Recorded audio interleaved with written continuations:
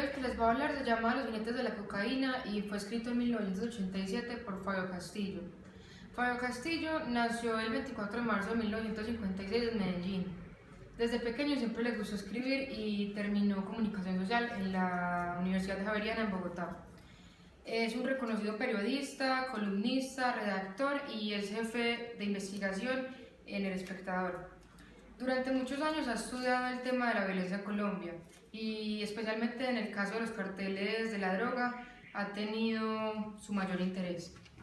Después de haber terminado la biografía del expresidente Álvaro Uribe, escribió este libro, Los jinetes de la cocaína, con base en reuniones y entrevistas en las que había participado pues, con gente de este mismo medio. Bueno, el libro está dividido en 11 capítulos y tiene 3 anexos. Y haciendo una leve introducción, este fue pues, el tiempo en donde se entiende que los dueños del poder y control del país eran los narcotraficantes, de los cuales obviamente uno de los protagonistas es Pablo Escobar, quien a pesar de haber demostrado su faceta política y desarrollar una campaña, es donde se empieza a adentrar en el mundo de la cocaína y a beneficiarse pues, con este dinero. Y es donde empieza a poner el país en riesgo, donde el país entero empieza en incertidumbre, en tristeza y comienza pues ese temor y miedo de salir a las calles. En este momento es donde se empieza a construir más grupos que hacían daño al país, es donde empieza a entrar el dinero ilícito, pues empieza a entrar dinero descontroladamente. Como él nos cuenta, en muchos deportes comienza un auge total, donde esto está, pues, donde están llenos de triunfos, pero todas las ganancias son falsas. En ese periodo muere demasiada gente y solo el dinero es el centro de todo, el origen de todo. Hay un golpe muy fuerte para Colombia, donde los héroes como Luis Carlos Galán y el director del Espectador de esa época, Guillermo Cano, fueron asesinados. Los asesinaban simplemente por luchar por un mejor país y dar una posible solución a esta crisis que vivimos a diario. Según el libro, toca muchos o demasiados aspectos, diría yo, de cómo surge todo este movimiento del narcotráfico y quiénes lo protagonizaban en ese entonces. De ahí es que muchos personajes aprovechan este momento para beneficiarse de esto y así ganar el dinero fácil. Aparte de que sus principales negociantes eran los estadounidenses, quienes se posicionaban en el primer lugar de consumidores de cocaína. Para empezar a hablar del aspecto histórico, el 6 y 7 de noviembre de 1985 vemos que se da la toma del Palacio de Justicia, donde entiendo que se culpa el M-19 y se tapa las relaciones de los políticos con los grupos paramilitares, donde el M-19 se va a tomar el palacio para que no aprobaran el estudio sobre la extradición a narcotraficantes, mientras que Belisario Betancur, que era el presidente de la República para ese entonces, no reacciona tras saber que el operativo militar había iniciado. Solo se quedó sentado en su silla como todo un espectador y siempre guardó silencio frente al tema. Luego se da todo un operativo militar donde se utilizan una cantidad exagerada de tanques de guerra, los cuales eran innecesarios, para luego dar una gran cantidad de investigaciones. Entre ellas encontraron que por lo menos 3 de los 11 magistrados, considerados por los guerrilleros como rehenes fundamentales, ya muertos, entre ellos está Alfonso Reyes, Ricardo Medina y Eduardo, no recuerdo el apellido, mostraron en sus restos mortales proyectiles de armas que no usó la guerrilla, a partir de los cuales se generaron unas dudas gigantescas al saber que se da una burda muerta a muchas personas y sin saber si esto fue provocado por los paramilitares o los mismos políticos. También se dan para el aspecto histórico unos magnicidios tras pasar de tantos sucesos al tiempo. Se dan una serie de fuertes asesinatos, como ya les había dicho, se da la baja al periodista Guillermo Cano, tras denunciar a los narcotraficantes, caso del cual no se llegó a ninguna conclusión. Solo se sabe que fue asesinado por una persona desconocida y que fue con un arma de fuerte precisión. Entre esta y muchas muertes se reconocen una alarmante cifra de asesinatos con gran influencia del narcotráfico. En el aspecto económico, vemos claramente que el dinero siempre tendrá más poder que la política, y no solo porque se dio en ese entonces, sino porque aún lo vemos. Solo que esas ollas podridas, como decía Fabio Castillo en el libro, aún no se han destapado, o quizás sí, pero en esta ignorancia política en la que está el pueblo colombiano y la crisis que se vive frente a una total ignorancia, pues todos nos hacemos los ciegos y los de los oídos sordos.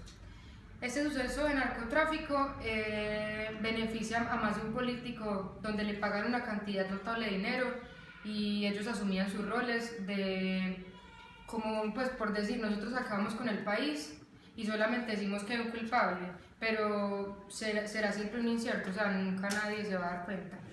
A su vez se dan los nexos con el deporte.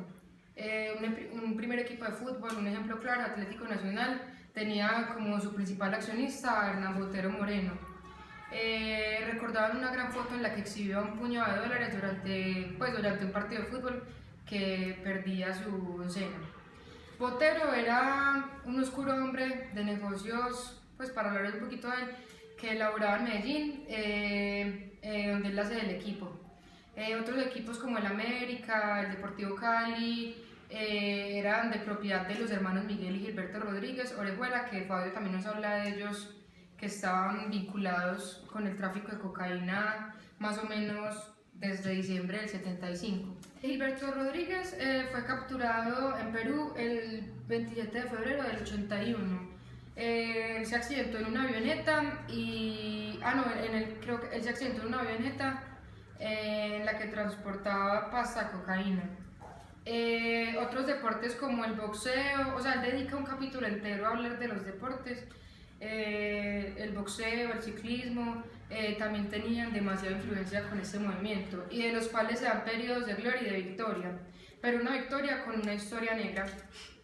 Otro aspecto importante sobre lo económico son los bien protagonistas llamados dólares, donde las principales agencias de la banca colombiana en el exterior se abrieron en Panamá, Bahamas, Islas Caimán y Miami. Más tarde se expandiría a Nueva York, a Santiago de Chile, a Buenos Aires y a Lima.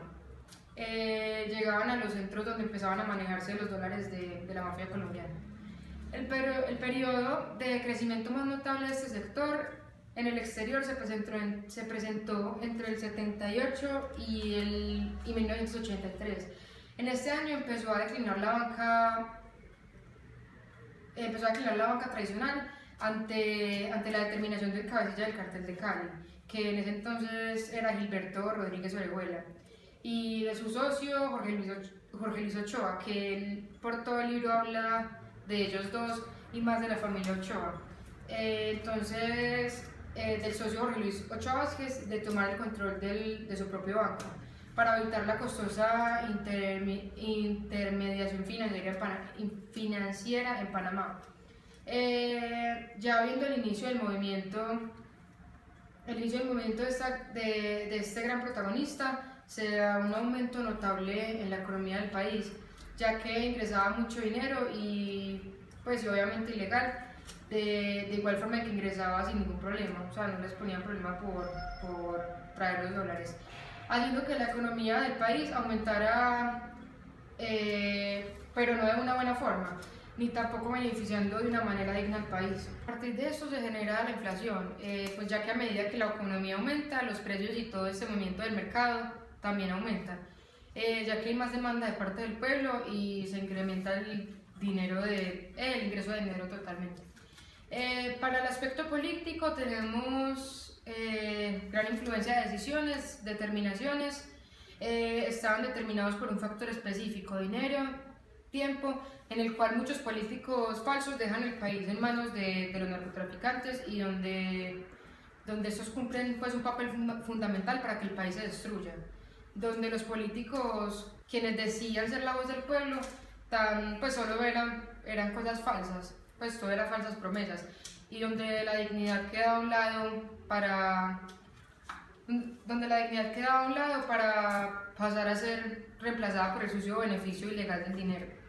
Se estima que en este tiempo Colombia manejaba tanta cantidad de dinero que se podrían formar nuevos partidos y hasta comprar 10 miembros del cuerpo legislativo. En varias ocasiones en el libro el autor nos cuenta cómo miembros de la política que nadie esperaba terminaban involucrados en el tema del narcotráfico.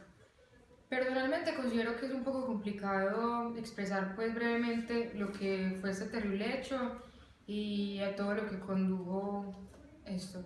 Sin embargo, fue un periodo bastante triste, desde el pueblo que es quien sufría todo lo que pasaba y recibía pues, las consecuencias de parte de la inconsciencia y falta de dignidad de todos los corruptos, quienes solo quieren y piensan en beneficio particular, sabiendo que pues, somos un solo país. Ya personalmente que todos deberíamos de sacarlo adelante, sin embargo sabemos que esto se ve como un ideal casi imposible. No hay unión, no hay una conciencia frente a que somos un pueblo y que dependemos de los demás. Que todo parte de construirnos como personas y si los supuestos ejemplos del país, que son los altos mandos, no hacen lo más mínimo para sacarlo adelante, no esperemos que de ningún avance ni ningún fruto de nada. Y si seguimos haciéndonos los sordos, los ciegos y los mudos, podemos esperar que en cualquier momento se retome otro descontrol de poder y sean de nuevo protagonistas del dinero y la mafia de un nuevo golpe para Colombia. Los criterios de la noticia en el libro, la actualidad, sí se da porque aunque fue escrito en 1987, los sucesos fueron actuales en la fecha de la publicación y fueron noticia. Magnitud, sí, porque afectó a millones de personas en Colombia, a la población de Estados Unidos por ser los número uno de consumidores de cocaína, y también afectó a varios países de Latinoamérica, a Panamá, que habla repetidamente en el libro. Proximidad sí la cumple porque aunque nosotros no hayamos estado en esta época, la imagen de Colombia por esos individuos se ha ido deteriorando. El narcotráfico después de esto marcó totalmente a Colombia. Las buenas noticias son malas noticias, sí. Son noticias que no nos favorecen para nada, pero son interesantes, deben ser contadas y a todo el mundo le van a interesar y es necesario saber sobre la historia de nuestro país, por lo que se tuvo que pasar. El conflicto, sí se da el conflicto porque es problemática en todo el país, porque nunca el país va a olvidar el problema que tuvo que pasar durante tantos años, por todas las personas que fueron afectadas, por las amenazas, por las muertes, por los heridos y pues así no se da directamente. Interés humano sí, porque pues las víctimas de las amenazas, las muertes, las víctimas de personas cercanas a nosotros, directa o indirectamente. Consecuencias del hecho, sí, consecuencias de que estos narcotraficantes hayan sido conocidos como los capos más conocidos, pues más reconocidos por sus hechos tan atroces. Nos trajo muchas consecuencias como la violencia y como les conté que se empezaron a armar otros grupos que le hacían tanto daño al país. Espectacularidad y curiosidad sí la cumple, por el morbo que genera tantos muertos y el tema del narcotráfico siempre será un tema de curiosidad para todo el mundo. Comprensión, sí, porque la gente después de ver las consecuencias que tienen estos hechos evitan hacer lo mismo, pues después de saber que ya existe la extradición, que pues tanto daño que puede hacer por ejemplo en China con lo de la pena de muerte, la gente evita mucho pues seguir haciendo lo mismo. Ahora para hablar de las fuentes. Básicamente todo el libro es escrito literalmente por toda la información que recoge de las fuentes. Encontramos en la mayoría fuentes gubernamentales como es la policía, la fiscalía, la DEA, que en esa época se creó para perseguir a los narcotraficantes solamente, y específicamente él habla en una entrevista con el presidente de Panamá. Las fuentes documentales también se ven por todo el libro porque recogen Pues, o sea, se basan en las entrevistas hechas por otras personas, por libros, por periódicos, por revistas, por noticieros emitidos en fechas especiales que él las nombra en el libro. Y las fuentes extraoficiales que también se ven mucho, que es cuando pues no entrevista, porque entrevista solo hay una, cuando le pregunta o le dan información a funcionarios públicos a los cuales no revela el nombre o familiares y cercanos de las familias de los narcotraficantes que no puede revelar sus nombres. Bueno, las entrevistas. Solo durante el libro solo se ve una entrevista que le realiza el presidente de Panamá, pero por todo el libro también toma entrevistas que han hecho otras personas pues, para escribir su libro. Y todas las entrevistas son glosadas.